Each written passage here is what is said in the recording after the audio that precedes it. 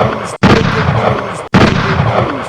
Yo, this is about why Big Meech unalive P. Diddy's bodyguard. I saw this at Hood War Chronicles, so y'all go on and check them out. We don't do no faking, and we don't do no hating. We want everybody to eat, because that's what this is about.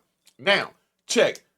This joint here is sicking me to my stomach. I'm going to keep it 100. And this is not the Diss Hood Chronicle or Hood War Chronicles, but this sicking me to my stomach because it's a lot of things that I'm hearing that's not official about my brother Wolf. Y'all just don't understand that this man on the screen right here, not the one right, not the one right here. Let me cover him up. This is my brother. I got locked up December 10th, 93. He came in early 94, January something, I think, February. But when he came in, it was a sad day because I don't want to see none of my brothers getting locked up. But they put us in the same unit. We was in the same cell. We hung out. And I know him from on the street. Ran with him on the street. Went to a number of clubs, parties, and everything else from New York all the way down to Virginia. You know what I mean? With Big Wolf. So I'm going to give you the real. Forget all this old crap. But yo, Big Meech. This for Big Meech, man. I don't want to believe nothing that I'm hearing on this joint about you speaking on whatever happened with you and Wolf, because that's a street thing, and those are the type of things, big bro. You from the street. I know you from the street. So I'm letting you know those are the type of things that's supposed to go to the grave with us, man. I got a whole lot of what they call social media gossip on every rapper and entertainer from back in those days. And I'm not going to come up here and disrespect the hood code and rat on my comrades. I didn't hear Meech say nothing. This video, so y'all know, Meech is not saying none of this about why he unalive Diddy, none of that. He didn't say none of that. Let's get that straight. But the commentary is saying that he did. I don't want to believe that Meech is doing that. I don't want to believe that because I know my brother know better than that. Let's start this up, and I'm going to show y'all why we do this, right? This is why we here at Mecca Audio, and this is why I'm so passionate, and this is what the movement is about.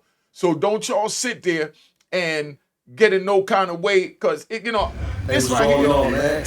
Murder Move, Harlem, you know what it is, man. I just want to express how much gratitude I got for Unique, you know what I mean? I was telling him a story, telling him how I felt about, you know, if anything was to go wrong with my career, rap-wise, you know, if, you know, shit be slow, and I got so many opportunities to be able to do the wrong shit. When I watch Unique Mecca Audio, I feel it, and I, like, to my soul, and that's keeping me farthest away from doing anything criminal. Anything criminal. He made me think straight, honestly. Made me think straight, because I've been watching him for like a year now, maybe. And it just took my mind way off of that. From a year ago, it got rough. For a year ago, yeah. And from watching this man, I just felt like, you saved me. You saved me. And I just want to show my gratitude, and I want to say thank you, man. Unique Mecca Audio, anything you need, brother, from me. All right. Anything you need, man. All right.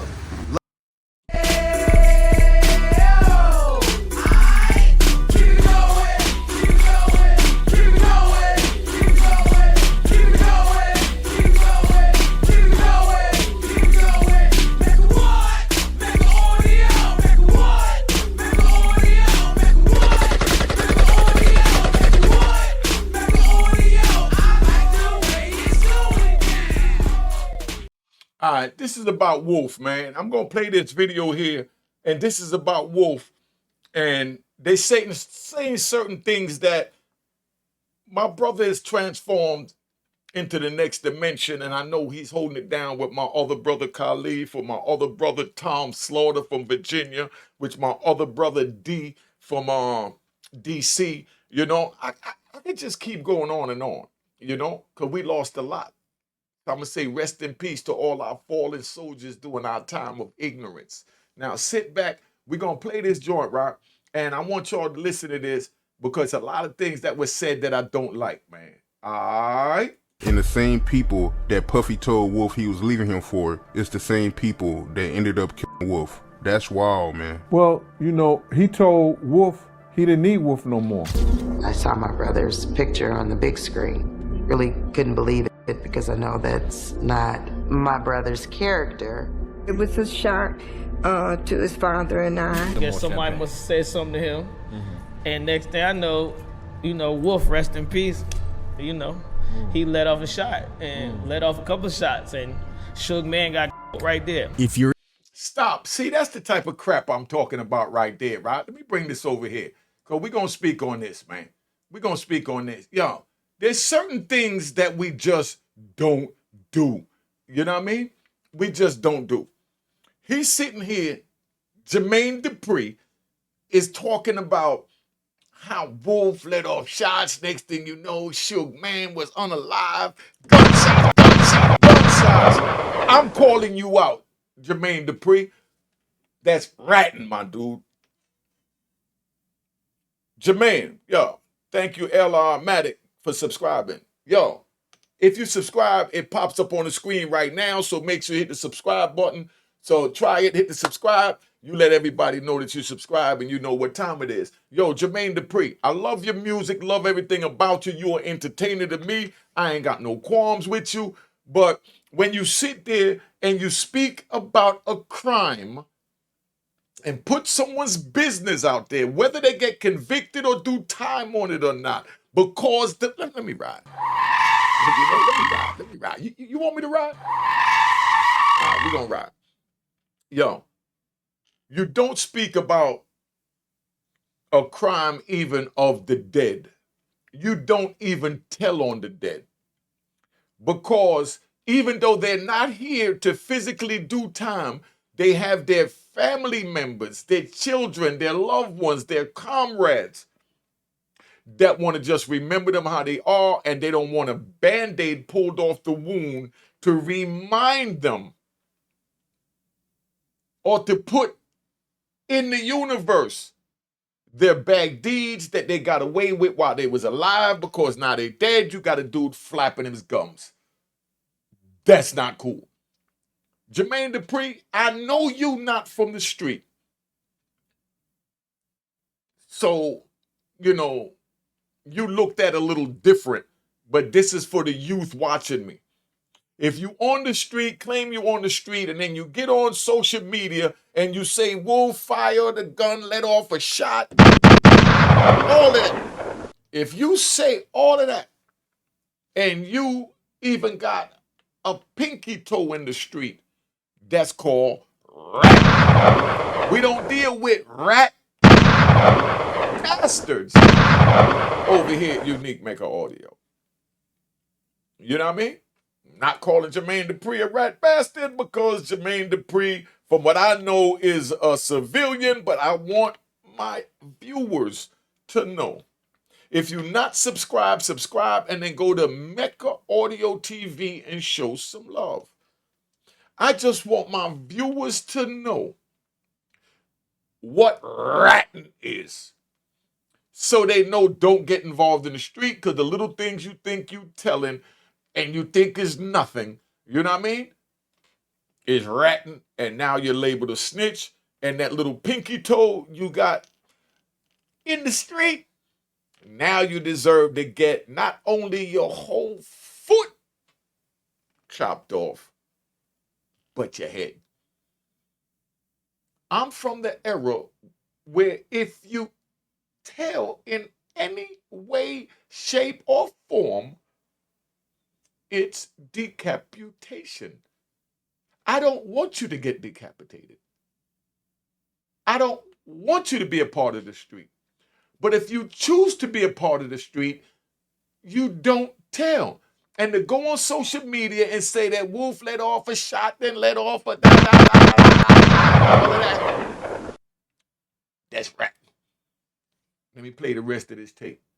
All right. A lot of things I don't like in this joint. It ain't that so long. And this ain't even the one I wanted to play, but I'm gonna play it. You're into hip-hop, especially from the 1990s, you've probably heard the name Anthony Wolf Jones. Most folks think of him as just a bodyguard for Bad Boy Records and Diddy, but he was way more than that. He was actually Diddy's childhood and best friend. That wasn't his former bodyguard, that was his friend. You know what I mean? That was his childhood friend, you know what I'm saying? He definitely, I hired one of my friends, you put him on, okay, you do security, but that was his friend. Wolf was there even before Bad Boy Records was a thing. He was even one of the early investors who helped Diddy build Bad Boy Records from the ground up. But then tragedy struck in November 2003 when Wolf was killed. Now, the names that pop up when you talk about his death are Big Meech and the Black Mafia family, BMF, who were actually close friends with Wolf. But the real twist is that the person behind the fallout between BMF and Wolf, which eventually led to Wolf's death, was supposedly none other than Diddy himself, his own best friend. Apparently,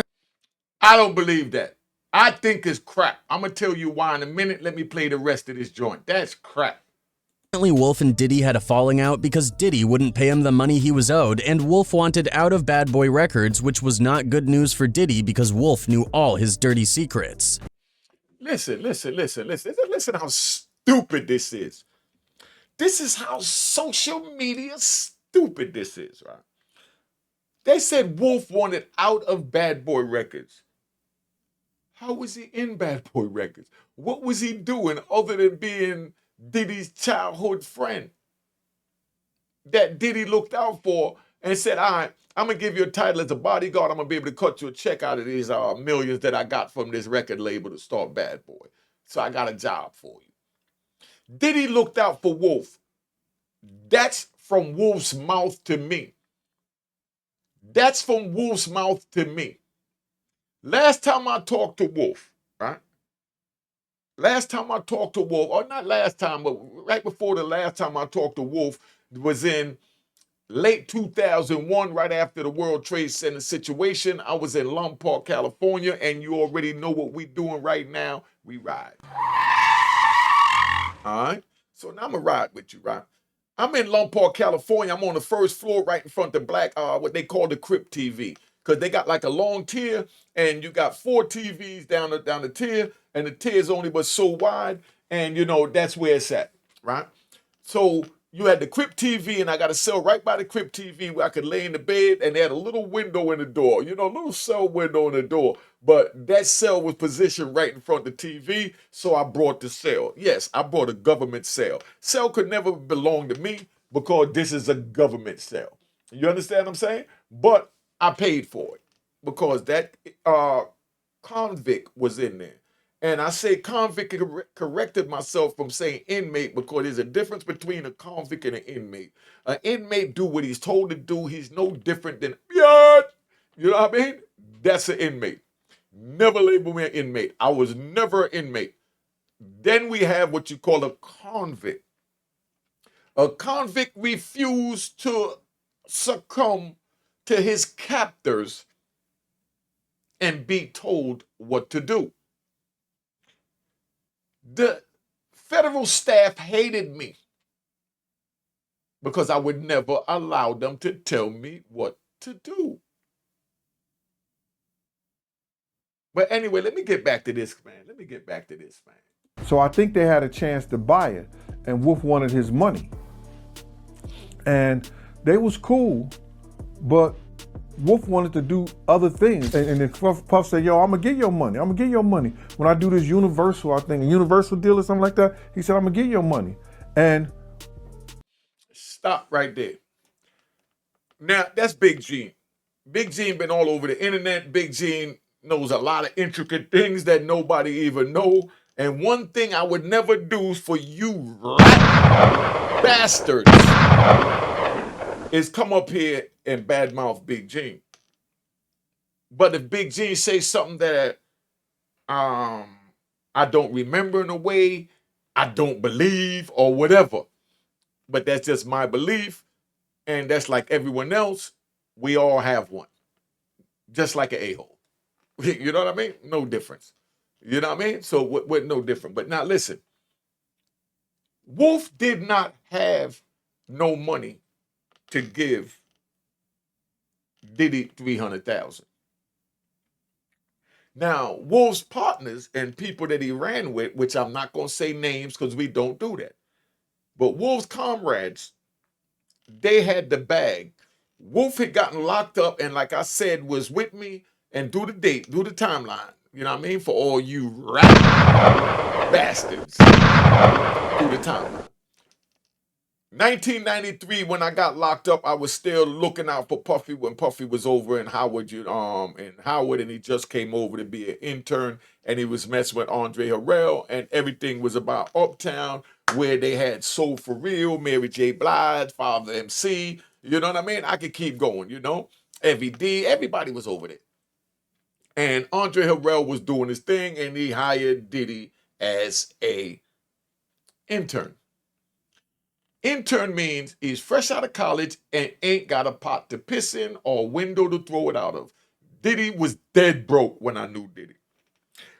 That's why, if this don't show you my loyalty, I know this man Diddy from way back before he even started and got a dime, before he got the intern when he was in Howard on Georgia Avenue and I was over on Otis in Georgia, had the white door right across the street from the strip club, the penthouse.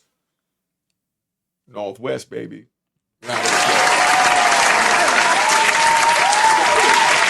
Washington, D.C. in the house.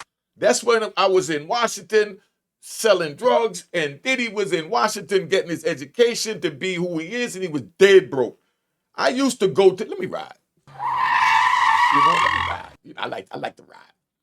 I used to go to the Diddy parties over there on Georgia Avenue. We had a little Jamaican spot right next door. Diddy joint, if y'all know from back in the days, it was upstairs in the joint. I used to go down there with carloads of homeboys from New York that was getting the bag. Diddy's parties, when I went down there, it was dead. It was whack. There was nobody in them, and Diddy was just trying. He looked like a little schoolboy running around wondering where everybody's at. That's how Diddy looked in the joint. So everybody talk all this. I'm giving you the real. If anybody want to challenge me, feel free, because I got plenty of them. Or you social media wannabe talking crap bastards. Let's get that straight. Diddy was running around the party looking like a chicken with his head cut off, wondering where everybody was at. And he had the greatest DJ from New York at the time. Yes, I said the greatest, not one of the greatest, the greatest. Kid Capri. I ran into Kid Capri. Man, if I was into editing my videos, I'll show you a video. I might even show it later, where I ran into Kid Capri for the first time since back in 1993 over in Queens at a party he was doing in the back in the dressing room. And I rolled up on Kid, his bodyguards and all this is out there. And when I go to the door, they let me in, because, they're not going to stop me. But, I go in, and when I go in, they all sitting around, and me and Kid talking. Kid laid back, having his little drink, got his hoodie on, waiting to get on, do what he got to do. And his bodyguards is sitting there, and they looking, and they wondering, who am I? And, Kid talking to me like, we old friends. And one of them looked at like, what you want me to do, boss? Kid Capri said, yo, y'all get out. Everybody get out. And what I respect is not one of them questioned him when he said that. They said, yo, you sure you're going to be safe, boss? So they respect his gangster. He said, yo, y'all get out. And me and Kid Capri sat in there, and I set up a tripod, and I did a little bullcrap interview with Kid Capri for him to give a couple of war stories about what it was like when he was running on the streets, DJing for us, you know what I mean, in Harlem, making the greatest mixtapes when he started. If y'all want to see this video, y'all let me know, and I'll edit it, do something with it, and put it up. But I got the joint where Kid Capri is telling about when he first got started and played up, he got recognized, and played up in the SNS with Star Child. DJ Star Child had the SNS and the underground DJing on lock, and Kid Capri was his protege, and me and him spoke on that, and Kid Capri spoke freely about that, and I got all that in there. And Kid Capri talked about how dudes, robbing dudes and all that coming out the SMS, and how he was able to go in certain hoods. And I got a whole video with him. I got so much video in my joint that y'all won't even believe. You know, but y'all not ready for it yet. I know you're not ready for it yet. You know what I mean? Because you don't even know who I am. But you think you know who I am, but you know I'm that solid nigga. Excuse me, damn, wasn't supposed to say the N-word. But that's what it is. All right, let me get back to playing this joint, man, so we can knock this out. He said that when I give you money, I'm gonna stop f***ing with you. So is it that Diddy couldn't take Wolf out himself, so he supposedly stirred up beef between Wolf and Big Meech, leading to Wolf's demise? And he said Meech told him, you know, that he didn't need Wolf no more. And he told Wolf that. And Wolf, it was like putting a battery in Wolf's back. It's crazy to think about how many deaths Diddy seems to be indirectly or directly connected to. At the end of the day, it looks like he's the only one benefiting from all this chaos. Hey, yo, we all connected to people that died. But that don't mean we had anything to unalive them. Come on, man. You see what I'm saying? How many of y'all watching this is connected or know someone or was close with someone that got unalive? Put it in the comment. But this the crap that I'm talking about that's sicking me to my stomach, that they trying to insinuate. The man going to trial to fight for his life, to fight for his fortune, to fight for his future legacy, for his great, great, great, and great grandchildren. And then y'all up here speculating. Oh, you know, he's connected to people like unalive. He knew them. Just say it. He knew some people that, you know, that got unalive. Let's stop the crap, man. But it's the type of thing I don't like when they do this type of thing. I understand it's for content, but you don't make up things that could put a man in prison, you know what I mean, for the rest of his life and lose his fortune just to get a content. So what exactly went down? Let's dive in. Anthony Wolf Jones was born on February 20th, 1965 in the Bronx, New York. Raised by his mother, Barbara Jones, since his father wasn't around, Wolf had a tough but loving upbringing. His mom, a teacher, did everything she could to give him and his two younger brothers a good start. Yo, that was Little Wolf right there. Let me see how I can get. I don't like rewinding, but I'm gonna show you this Little Wolf right here. Little Wolf was a stick-up kid with cold gangster. This is brother. Everybody already know it, so you rat bastards. You know what I mean? Take this. Cause that's how I feel about you. Straight scumbags. Everything she could to give him and his two younger brothers a good start. They went to private school during the week, and on Saturdays, Barbara homeschooled them. Hey, yo, and I'm going to give you another one, right? I feel like giving you all a treat today, right? Let me get out this screen and put a different one up here. I'm going to give you all another treat because you already know we like to ride. Can you believe that Wolf and his brother was so spiritually connected, and you can't get this nowhere else? That's why the Cash App is on the screen. I don't care if it's $1, $5, or whatever. Hit the icon. Make sure it say that account was created in 2020. If not, just hit the like button. That's free. Now, can you believe that Wolf brother, Little Wolf, died on Wolf's birthday? Did you hear what I just said? Little Wolf, in the picture below us, he died on his big brother standing behind him birthday. This is how the universe works. And then Big Wolf standing behind Little Wolf, and none of these rat bastard YouTubers know the real about nothing about what I'm saying. And you go do the research and the Google check and the AI check and all that on what I'm saying. It's fresh out my head because these is my brothers. My brothers. I was they big homie. Rest in peace to both of them. But Big Wolf also died on Little Wolf's birthday. If y'all don't chop that and make it short, you ain't trying to get no money. Did you hear what I just said? See, I give everybody a chance to get $1. Just make sure you tell them, you know, put @unique Mecca audio. But y'all, Little Wolf died on Big Wolf's birthday. Big Wolf died on Little Wolf's birthday. That gave me chills to my stomach. Because I know this is real, and you never know what Allah, God, Buddha, Jehovah, whoever you worship has planned for us. They both died on each other's birthday. And they both wasn't even on the street for over a decade, because when Little Wolf went in, Big Wolf was out. When Big Wolf went in, Little Wolf was out. And the mother never even had a chance to have both of her boys in the house for years. For you females looking out there, how would you feel if you had two sons and you only got a chance to spend time and raise and live with one at a time because the system has taken one? And I don't see no emojis. Yo, y'all give me an emoji or something, man. Give me an emoji or something. Let me know what's going on. Or you just stuck in what I'm doing. How am I doing? Y'all like the content? Put it in the comment if you like the content. But that's where we at. Let me get back to where we at, because we riding. I'm just giving y'all the real, because they talking a lot of fugazi that I'm not riding with. But you know what? Been on here 20 minutes. I'm not tapping out, but I want to promote my man Lou Sims wrote a book. So I'm going to do this to liven it back up. I'm about to get a little emotional. So when that happens, I got to, get my party drive on. All right.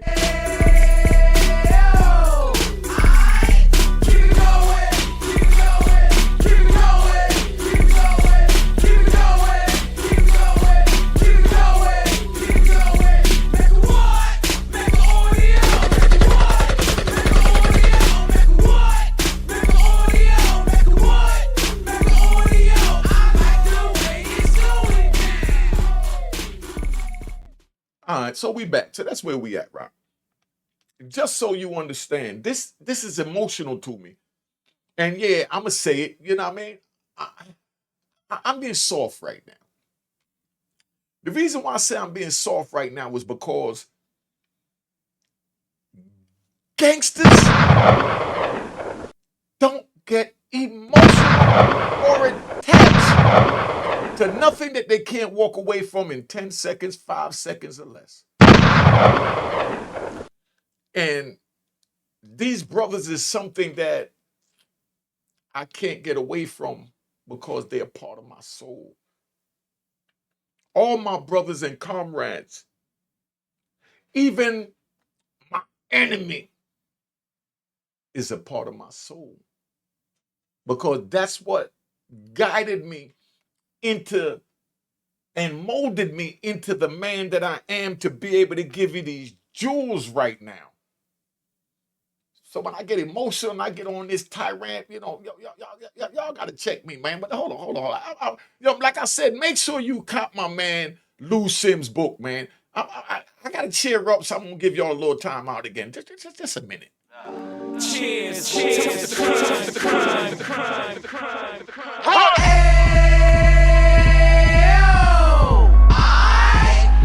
See, and that's what I'm talking about, right?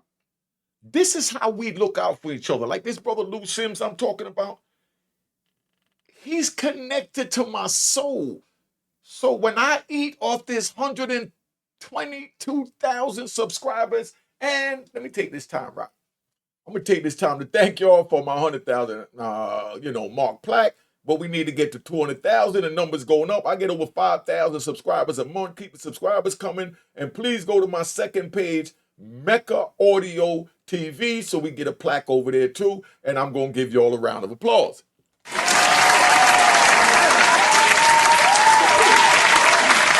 Relax, y'all. Relax.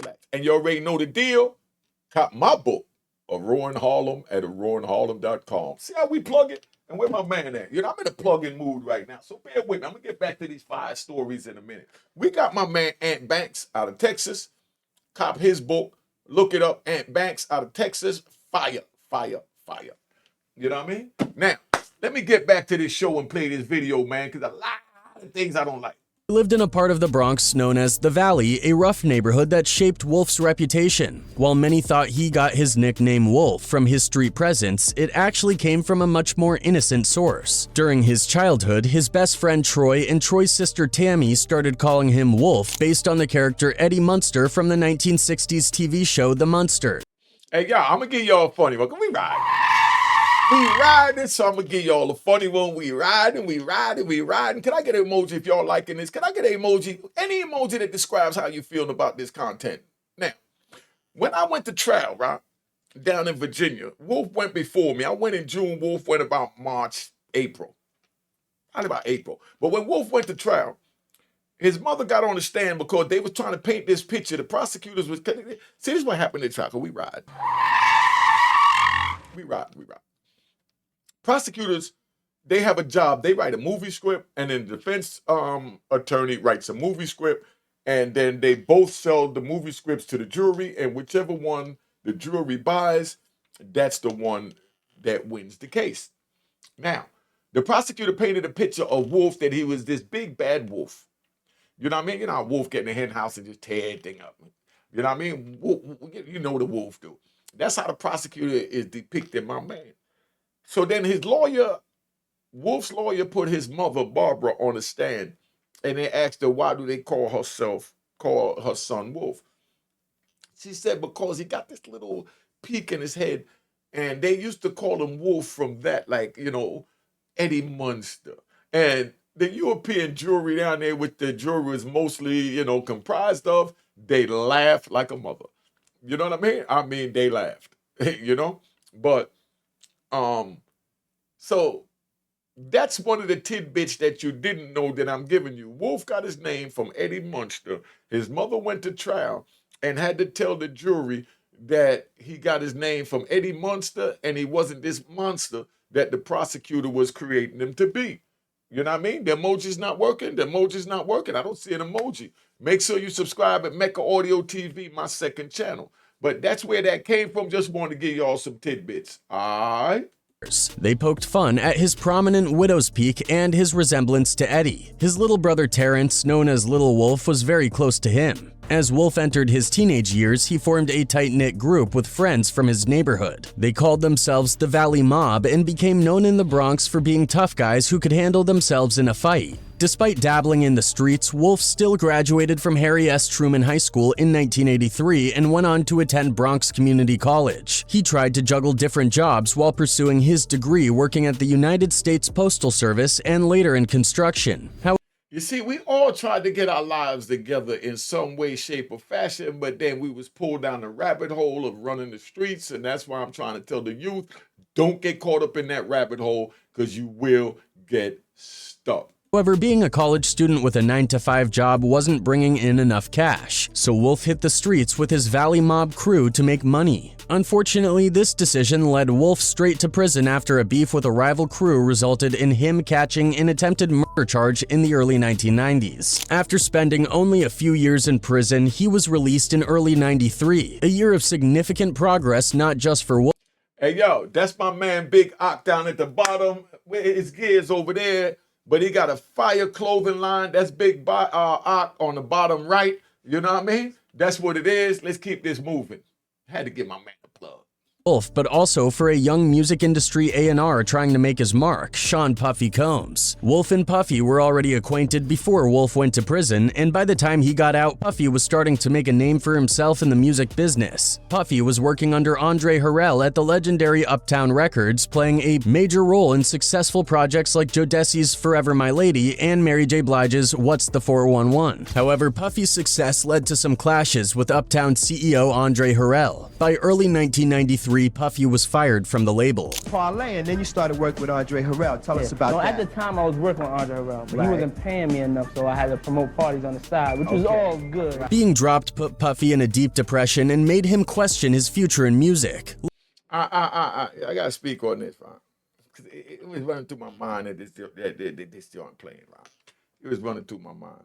They said Wolf came out of jail in 93. You know what I mean? I think that's wrong. Because Wolf was with us in Virginia from, I think, 92. So y'all put in the comments and correct me if I'm wrong, but stop it. 93, Wolf got locked up in 94. Me and Wolf was partying all 1993, so I don't know where he was locked up in 93, but that's what they said over here at Hood Wars Chronicles. No disrespect to them, but I got to correct the proper narrative to an extent where it's not me telling, but me just clarifying for my brother because he's gone and he don't have a voice right now. So that's where we at. Let's get this moving. Luckily, friends from Harlem and around the way supported him financially as he tried to stay afloat and build his empire. But Puffy still needed more money to promote his two most prized assets, Craig Mack and the Notorious B.I.G. This is where his relationship with Wolf would come into play. Hey, yo. Non-cipher, God. Non-cipher. Non-cipher mean not true. Listen, when I got locked up in 93, Diddy was already with Andre Harrell. They had just fallen out. And then, you know, Puffy was, you know, jobless for a minute from his intern situation. And then Arista Records, or Arista, however you pronounce it, you know, they picked him up and they gave him almost 18, 20 million back in 1994. Y'all Google that. In 1994, Puffy got $20 million. So where would he need 300,000 from Wolf?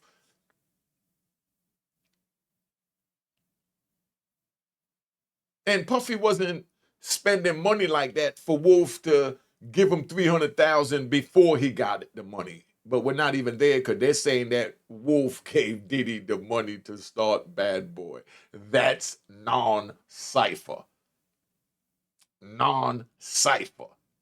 Wolf was locked up with me in 1993, and 1994 is when he went. And by then, Flavor in Your Ear was just coming out, because when I went to Lewisburg the first time I saw Flavor in Your Ear, so Diddy already got the bag. So Wolf didn't have 300,000 to give him. And Wolf didn't give him 300,000. Now, maybe one of his comrades gave him 300,000. But Wolf didn't have 300,000 to give him because Wolf was locked up with me. And when they was catching us back then, we were so ignorant that we was, you know, spending our money as we was getting it instead of putting it up for a rainy day. And not to throw kudos on myself. Luckily, I gave a lawyer 100,000, told him if I ever get in trouble, you got me. You know what I mean? And he said, yep, you ain't never got to give me another dime long as you there. Because I guess he figured that I'll be, you know, I get unalive before, you know, I got to deal with the court cases. So he figured he was coming up. But then I got caught on a federal indictment. And then now when it was time for him to come down there, the feds didn't want him to come down there. Joint got out of control. So he had to send another lawyer down there. That lawyer, now I had to pay him out my pocket another $250,000, $300,000. Cost me $400,000. $400,000 to get life plus 20 in prison. Now I know you rat bastards. You're gonna say, oh, you wasted your money. No, I didn't waste my money because this is chess. That means each person take their time for each move and they calculate as many moves as they can before their opponent is possible. Meaning, if I know he's going to move his pawn over here, I got to know that, you know, I'm going to move my rook here, and then that's going to make him move his bishop there, and I got all these moves calculated. Is the same thing that happens in life. The same thing that happens in life. Wolf did not have 300,000 to give Puffy. Stop it. Let me play this. Been on here long enough. I still got 15 minutes of this video to play.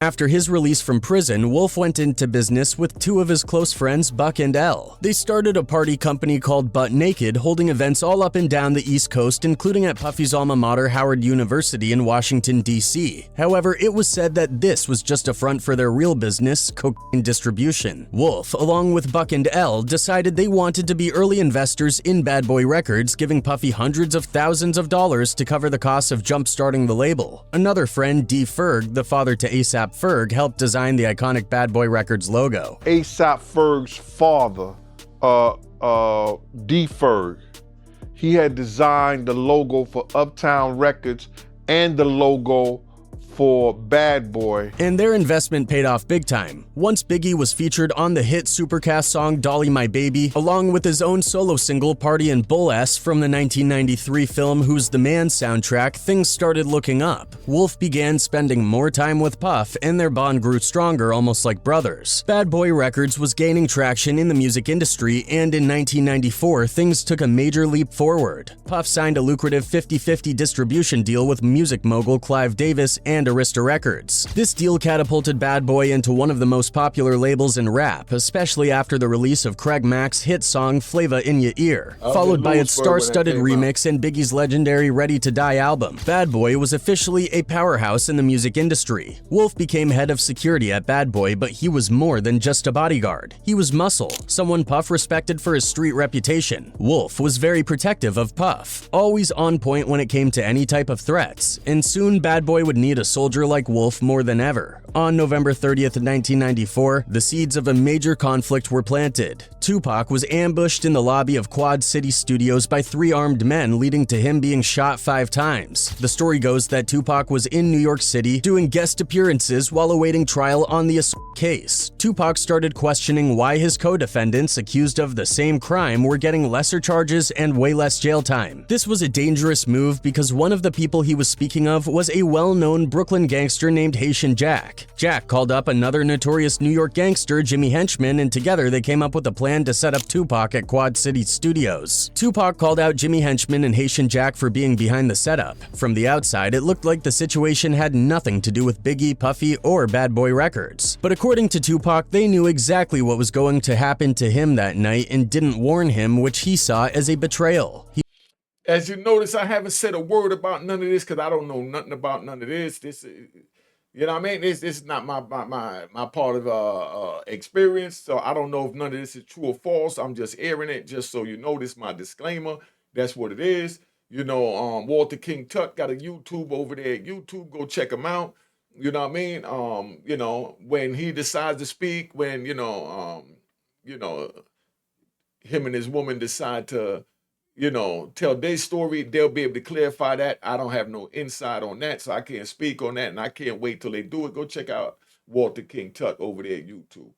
He was cool with Puff and best friends with Biggie, so this felt like a massive stab in the back. It's been said that one of the reasons for the tension between Puff and Pac was because Pac was originally supposed to sign with Bad Boy but pulled out of the deal at the last minute. He later told Biggie not to sign with Puff because he didn't trust him. Just a few weeks after being shot, Tupac was sent to the Bellevue Hospital jail ward before ultimately being sentenced to 4.5 years in prison and sent to the Clinton Correctional Facility in upstate New York. While locked up, he did an interview with writer Kevin Powell for Vibe magazine, stating that once released, he vowed to get his revenge on Puffy, Biggie, and anyone associated with Bad Boy Records. But more trouble was brewing from another former friend, Marion Suge Knight, the CEO of the legendary Death Row Records. Despite the belief that they'd been mortal enemies from day one, Puff and Suge were actually cool at one point thanks to Anthony Wolf Jones. Wolf had a relationship with Suge, and they shared mutual respect. Wolf introduced Puff to Suge at the legendary Tunnel nightclub in New York City. They got so cool that sometimes when Puff flew out to LA to conduct business, Suge would pick him up from the airport. But eventually competitiveness got in the way. The two rising moguls fell out over supremacy in the music industry, money, and women. Their growing feud was put on display for the world to see on August 3rd, 1995 at the Source Awards held at the Paramount Theater in New York City.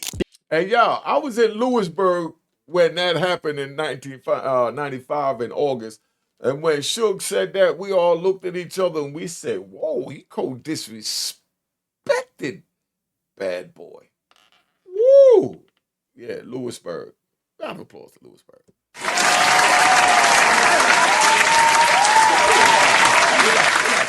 I finish playing the tape? Biggie dominated the night, winning 4 awards, and Wolf was in attendance as well. But the real story was the growing tension between the East Coast and West Coast. Things reached a boiling point when Suge Knight took over the stage and seemingly directly disrespected Puff. Suge's words caused tension between his death row entourage and the East Coast rappers they were surrounded by. They want to stay a star. They don't want to have to worry about the executive producer trying to be all in the video, all on the record. Dancing. Come to Death Row. According to Puff, he later learned that Suge's infamous insults at the Source Awards were not actually directed at him. That's what Puff wanted to believe. Puff, you know it was directed to you. But see, let me ride. I like lying. That's why the Cash App up there. I give y'all jewels you can take with you wherever. Now check, right? When you sitting there and you have somebody cornered, you always give a sucker, and I'm not calling Diddy a sucker. Just use this as a metaphor, telling you a story, hypothetical. When you got a sucker cornered in a corner, You don't sit there and force him to have to fight his way out the corner. So you tell him what you want him to believe, to give him an out. So you ain't got to unalive him. Just like when you're dealing with a female, because we ride. It's for you females, right? When you're dealing with a female and you do something and you know you're wrong, you caught all the way up, you make up a story and you tell her what you think she want to hear that'll calm her soul, even though it's not exactly the truth. But at the same time, if she's not really trying to go there, she's not trying to leave the dude, she's not there to get into that, she'll say, well, that sounds feasible, let me ride with that. I could tolerate us moving forward with that excuse because it's not that lame. You know what I mean? All right, let me get back to this, man. Y'all get too much game. All right. He claimed that after having a chat with Suge, he found out the comments were aimed at Atlanta producer Jermaine Dupri. Puff even had a story about how Suge backed down when he pressed him, but that tale would soon be put to the test. Hold up, don't tell me Diddy pushed it off that, oh, he wasn't talking to me, he was talking to you, Jermaine. He couldn't have been talking to me. Yeah, he was talking to you, Diddy. He was definitely talking to you. Fast forward to September 24th, 1995. Jermaine Dupri was celebrating his birthday at the Botanical Gardens in Atlanta. Both Suge Knight and Puff were invited. The party would become infamous because Suge's bodyguard and best friend Jake Robles was murdered that night. According to Jermaine Dupri, the whole situation started over a simple disagreement. He said he saw Puff and Suge exchanging words, then stepping outside to continue their confrontation in the middle of the street. Puff, taking a sip of champagne, taunted Suge just before shots rang out. When the smoke cleared, Jake Robles was dead. Anyway, they had like their little words, right? And they went outside, and they were in the middle of the street. They were in the middle with Puff and Suge? middle of the street, Puff and Suge. I guess somebody champagne. must have said something to him. And next thing I know, Wolf, rest in peace, he let off a shot and let off a couple of shots, and Suge man got killed right there. But there were... Now, why would you even say some crap like that? Come on, Jermaine. Come on, Jermaine. You was with Janet Jackson, for Christ's sake. Oh, well, maybe that's why you did it. Because you're definitely not from our world doing that, man. Jermaine, you know better than that. And this ain't to disrespect you, but I got to call a spade, man.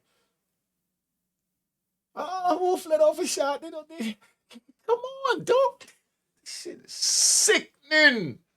Two guys there that night, Greg Taylor and Mark Curry, who said they saw the whole thing from start to finish, and their version of events added a lot more layers to the story. Greg and Mark were in charge of promoting Jermaine Dupri's birthday party and had invited both Puff and Suge, hoping to make connections in the music industry. According to them, Suge Knight was on a mission when he arrived at the club with Big Jake. Suge first slapped Jermaine Dupri, causing him to run away. No one really knew what sparked that beef.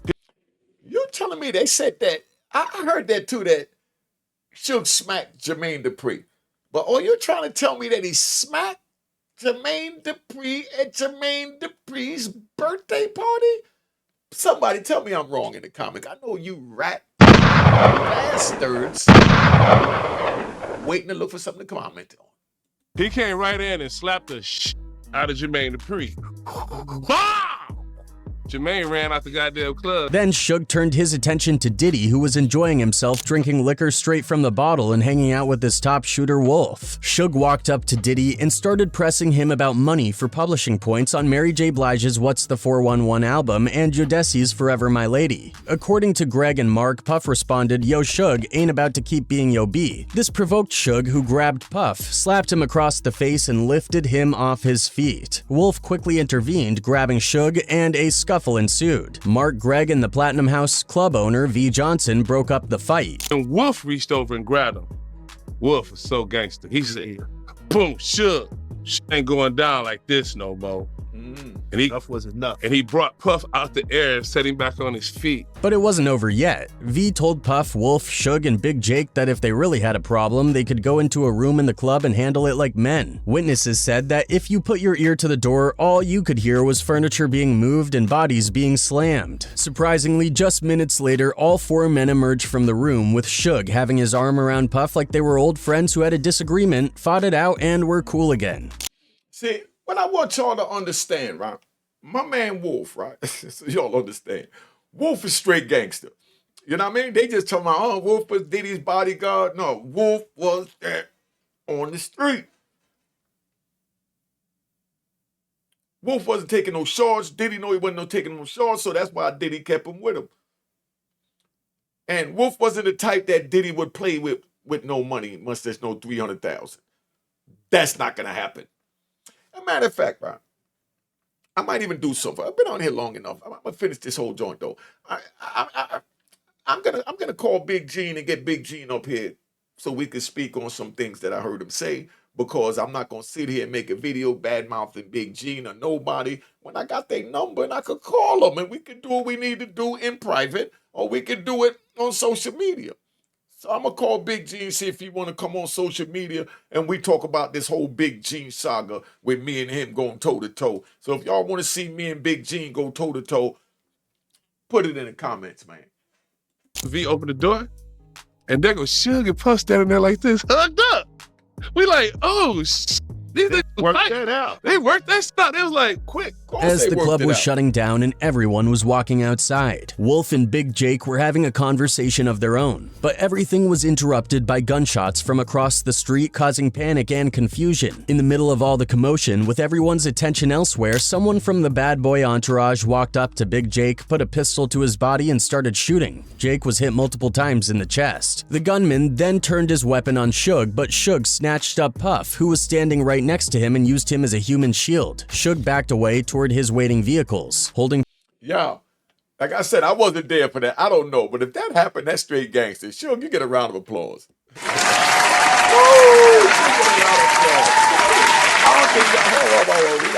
I don't think y'all realize, you know, how gangster what they just said was, because you're so used to just listening to it. But if you lived it, you can picture it. And they saying that his man got hit and he snatched Diddy up and he grabbed him, used him as a human shield, and backed him up to get to his vehicle. Can't get more gangster than that. Keep it moving. All right. Puff in an aggressive full Nelson before tossing him aside and making his escape. Gangsta. The popular theory is that it was Anthony Wolf Jones who fired the fatal shots that Suge Knight's best friend, escalating the beef between Bad Boy and Death Row to deadly levels. But according to Mark and Greg, they looked directly at the shooter and it wasn't Wolf. It was a member of his Valley mob. Rapper Keith Murray recounted a very similar story. In an interview with the Art of Dialogue YouTube channel, he said he was there that fateful night, saw everything go down between Puff and Suge, and knew who Big Jake, and it wasn't Wolf. And Puffy was there, then all of a sudden I saw Suge. Pow! Smacked the dog out of Puffy. Think Suge Knight man got killed. And I ain't gonna say no names, but I was around the environment, and God bless the dead. He's dead now. The events of that night served as the catalyst for the intense beef between Death Row and Bad Boy Records, pushing the rivalry into dangerous territory. So after the tragic death of his friend Jake, Suge Knight was out for blood and wanted war with Bad Boy Records. He found his general, his version of Hannibal, in none other than Tupac Shakur. With Tupac at the helm, the East Coast-West Coast feud kicked into high gear, eventually leading to the heartbreaking deaths of both Tupac and Biggie. Following Tupac's death, Wolf, who was Puffy's right-hand man, warned him that they needed to move differently. Biggie was getting death threats and mysterious calls, but in February '97, Puff ignored Wolf's advice and took Biggie to Los Angeles for his Life After Death promotional tour. Wolf had a bad feeling about this and told Puff he was putting Biggie in danger, and unfortunately Wolf's premonition came true. After attending a Soul Train Music Awards after-party hosted by Vibe magazine and Quincy Jones, Biggie was shot 4 times and K-worded. Wolf and Puff nearly fell out over Biggie's death. Wolf was not happy with how Puff handled the situation, but despite their issues, Wolf stayed loyal to Puff. Watching Bad Boy Records rise to dominance in the late 90s, the label churned out hit singles, sold millions of albums, and became a powerhouse in the music industry. Meanwhile, Puff was expanding his empire beyond music, diving into various business ventures and spending more time in Atlanta, making new connections. It was during this period that Wolf introduced Puff to Big Meech and the Black Mafia family, BMF, one of the top drug organizations in the US. He the one who opened the doors to Bad Boy and BMF down at Atlanta.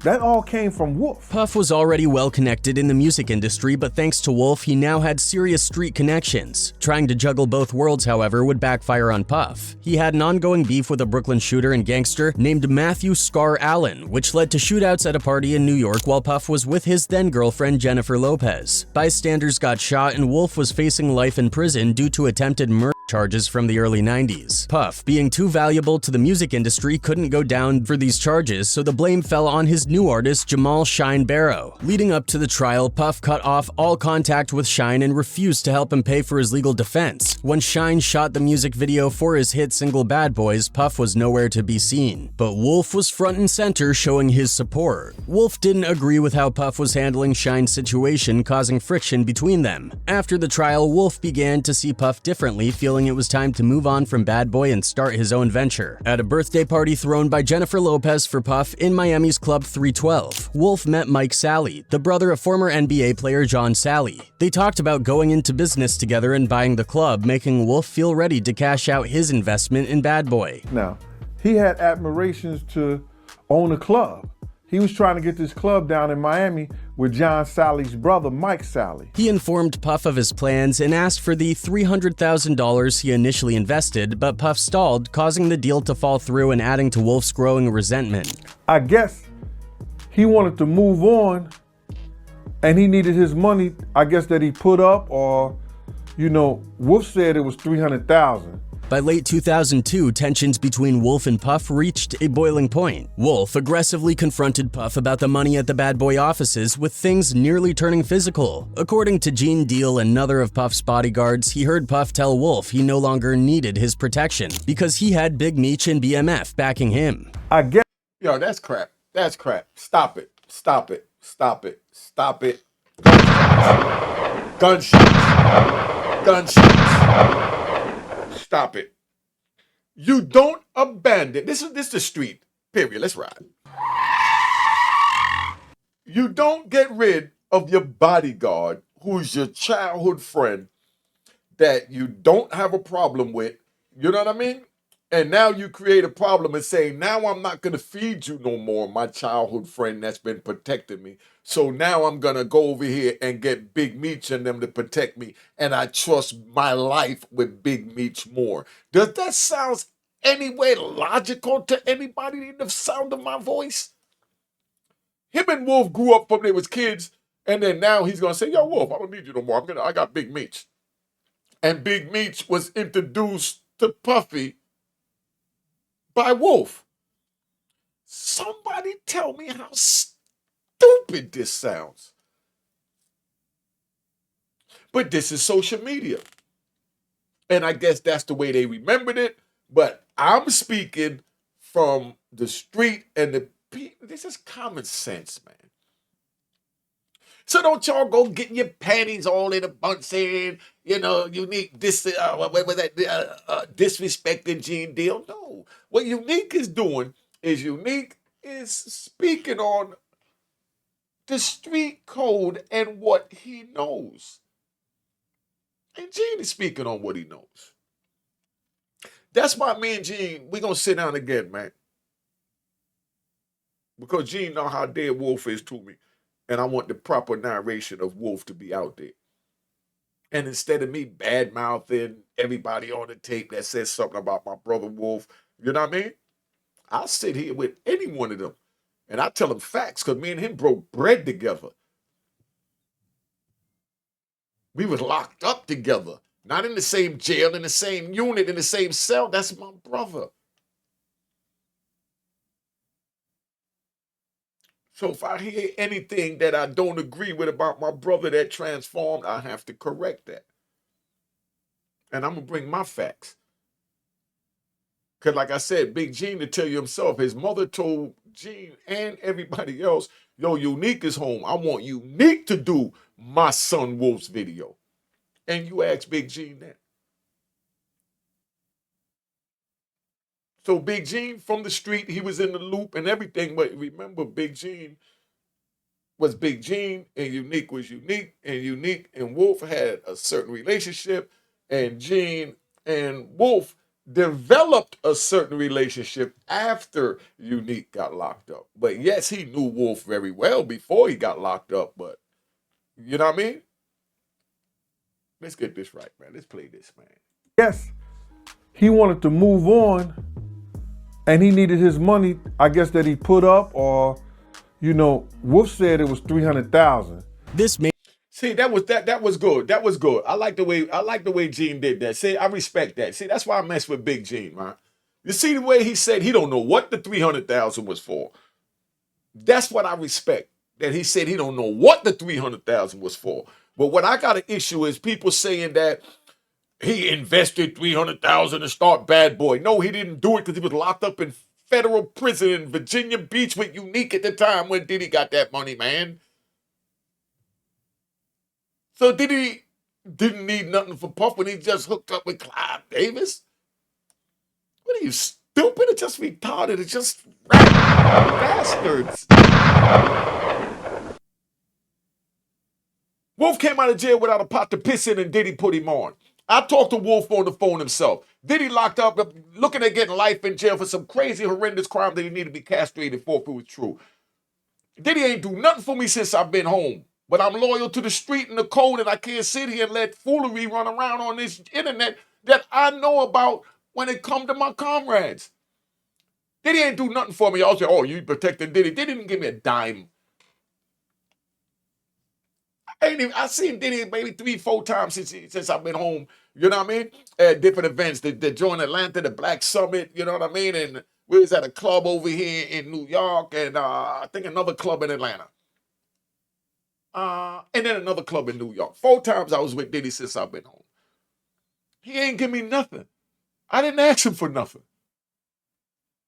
Because he didn't owe me nothing. Because what I did wasn't nothing special. What I did was what any gangster is supposed to do. You get caught, you shut up and do your time. End the story. So when I hear this type of foolery, it irks me to my soul. But at the same time, I put up with it, you know what I mean? Because I know that, you know, everybody is, you know, a big Diddy fan, you know, or big Diddy hater. It's one or the other.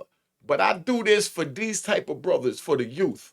Hey, what's going on, man? Murder Move, Harlem, you know what it is, man. I just want to express how much gratitude I got for Unique. You know what I mean? I was telling him a story, telling him how I felt about, you know, if anything was to go wrong with my career, rap-wise, you know, if, you know, should be slow, and I got so many opportunities to be able to do the wrong shit. When I watch Unique Mecca audio, I feel it, and I, like, to my soul, and that's keeping me farthest away from doing anything criminal. Anything criminal. He made me think straight, honestly. Made me think straight. Because I've been watching him for about a year now, maybe. And it just took my mind way off of that. Way off from a year ago. It got rough for a year ago. Yeah. And from watching this man, I just felt like, you saved me. You saved me. And I just want to show my gratitude, and I want to say thank you, man. Unique Mecca audio, anything you need, brother, from me. All right. Anything you need, man. All right. Hey, what's going on, man? Murder Move. So that's what we're talking about, man. That's what we're talking about. We just keep it 100 over here, man. Let's get back to this video so I can tap out. Been on here long enough. Check, right? Let's play the rest of this, man. We got 2 minutes. Made Wolf feel disposable, though he still maintained ties with Southwest T, another BMF member. In October 2003, Wolf threw a party at his Atlanta home, attended by BMF members, including Meech and Terry. He even vouched for an old Brooklyn shooter friend to join BMF, which would lead to tragic consequences. On November 11th, 2003 at Club Chaos in Buckhead, Wolf and his right-hand man, Lamont Rez Gertie, crossed paths with Big Meech Meech and other BMF members. Tensions rose over a woman Wolf was involved with, leading to a fight and their ejection from the club. Waiting outside, Wolf and Rez confronted Meech and another BMF member, Bull, in the parking lot. A gunfight ensued, with Wolf and Rez initially having the upper hand, but their old Brooklyn friend, now part of BMF, turned on them, seeking to prove his loyalty to Meech. He gunned down Wolf and Rez, K-wording them both on the spot.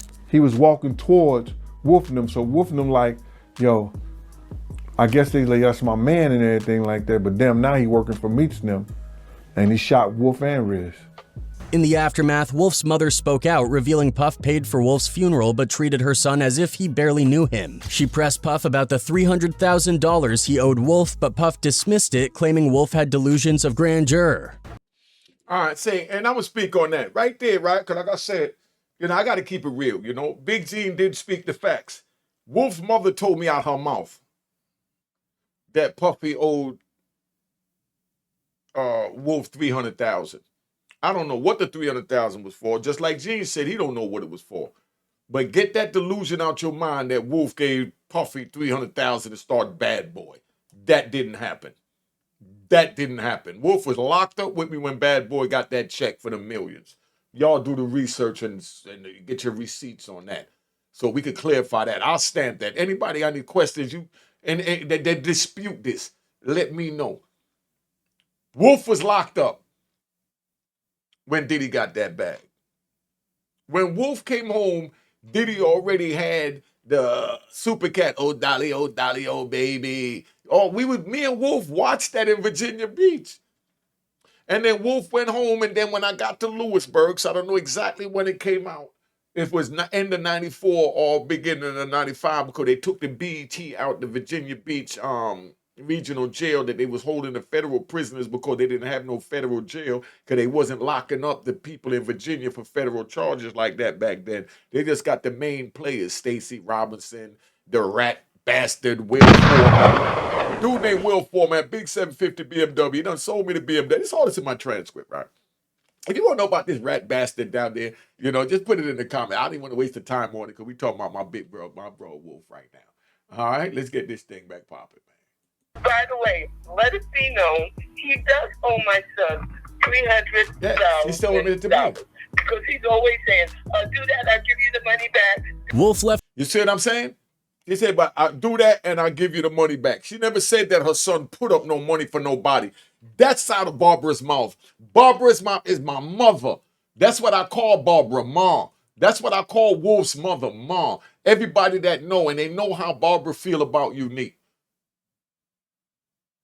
Before the Puffy, before the Bad Boy, before the this, before the that. I'm talking about when we were just toting pistols, doing stick-ups in the Bronx.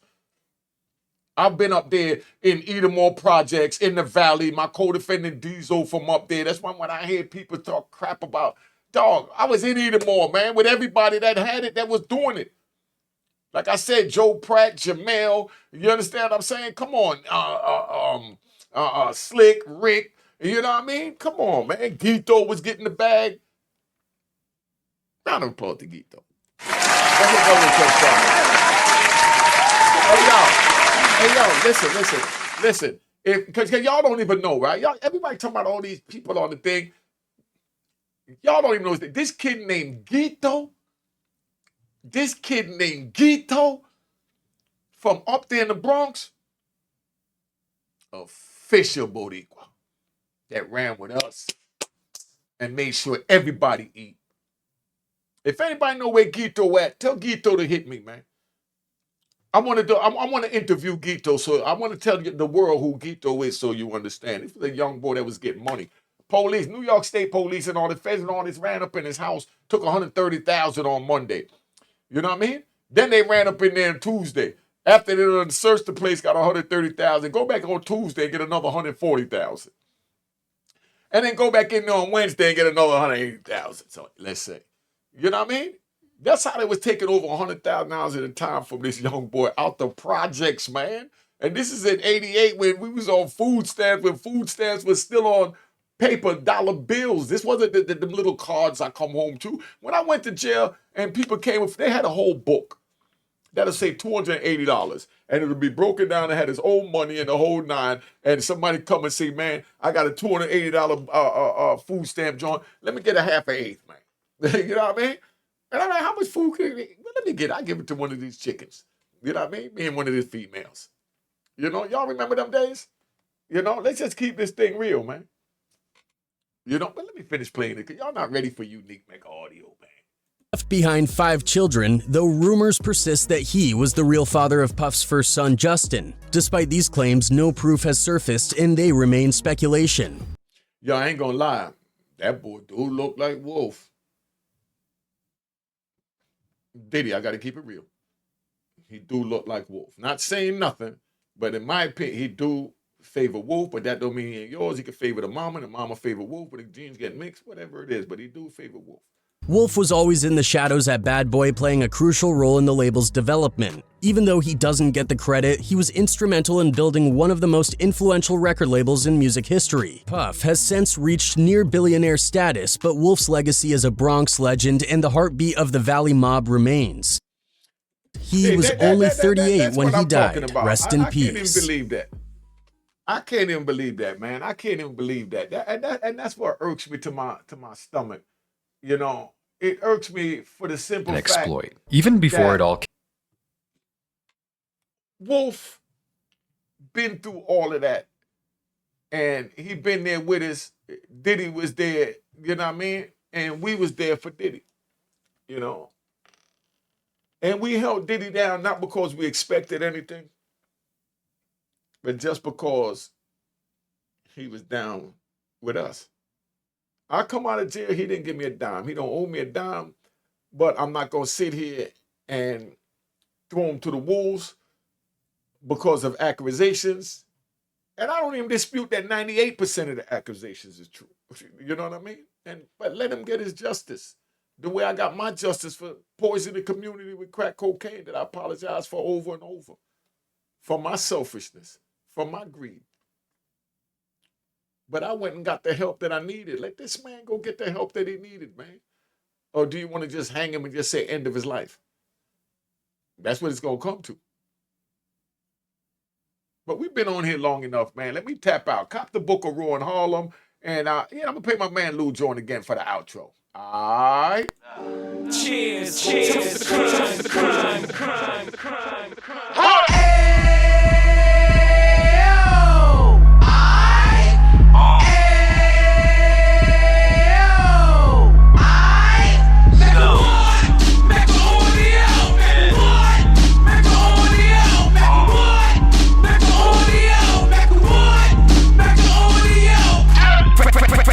Of 26, he back on the strip, getting back in the mix. What he mentions is a gift. You stand up 10 toes down, and I suggest you pay attention to this. Take a little gully posse and put it in Harlem. He cut from the bottom, came up from the bottom. Drop the book, you should go and get it. An Instagram page and a YouTube, you can go and visit.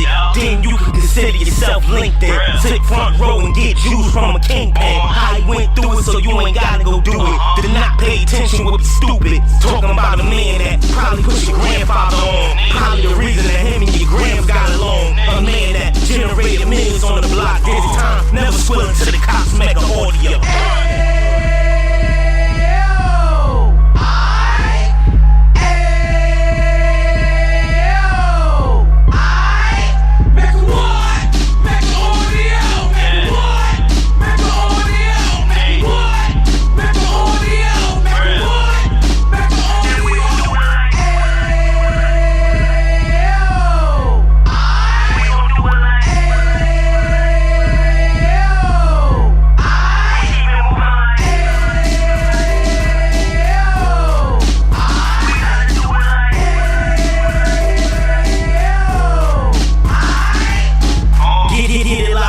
G's in the 90s.